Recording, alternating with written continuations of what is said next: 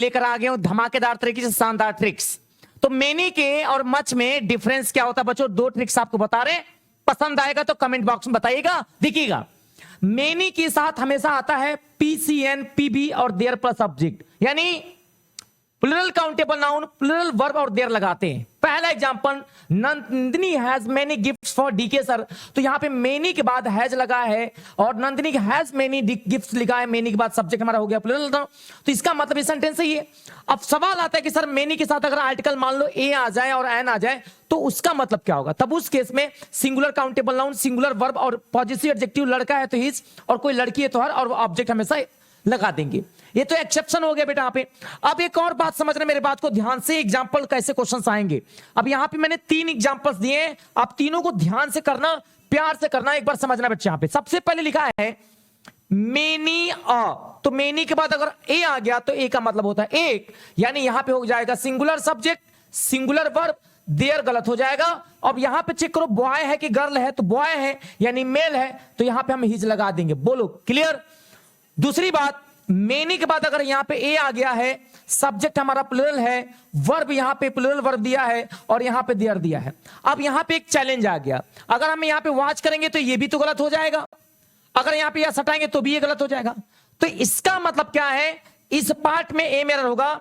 जरूरत पड़ने पे दोस्तों ए को रिमूव कर दोगे, तो जैसे ही एक हटाओगे सब्जेक्ट प्लूरल, वर्ब प्लूरल और हमेशा देयर लगाएंगे, इसका मतलब ए पार्ट में एरर हो जाएगा। मतलब ये रूल हमारा अप्लाई हो जाएगा। कौन सा? मेनी के बाद सब्जेक्ट होता है प्लूरल, वर्ब होता है प्लूरल और हमेशा देयर लगाते हैं। मजा आ गया? ताली बजा देना। बिल्कुल हटके सवाल था। और आ जाओ तीसरा सवाल, मेनी के बाद अगर आर्टिकल ना आए तो क्या करेंगे?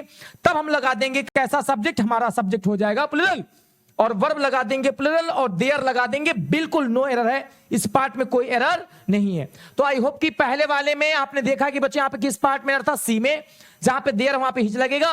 दूसरे वाले में बच्चे यहां पे किस पार्ट में था? ए पार्ट में, ए रिमूव हो जाएगा। और तीसरे वाले में कोई गलती नहीं थी। ये तो था बच्चों मेनी के मैंने कुछ कंसेप्ट बताए। आइएगा, मजा आएगा तो बताइएगा। मच का भी समझा दे क्या?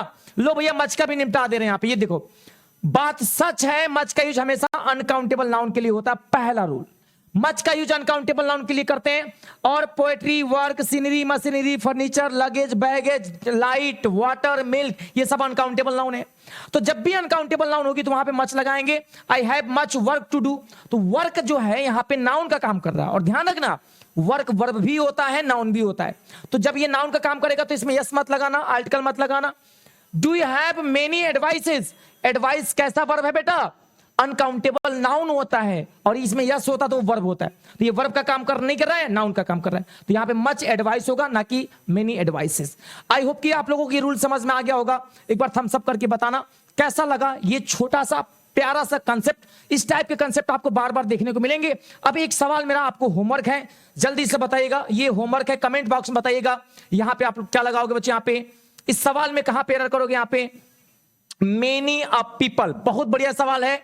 मेनी अ पीपल, और यहां पर लिखा साथियों हैव डन डनाडन डन, हैव डन डनाडन डन, और यहां पर लिखा है देयर ड्यूटी। जल्दी से बता दो beauty, what would be correct error?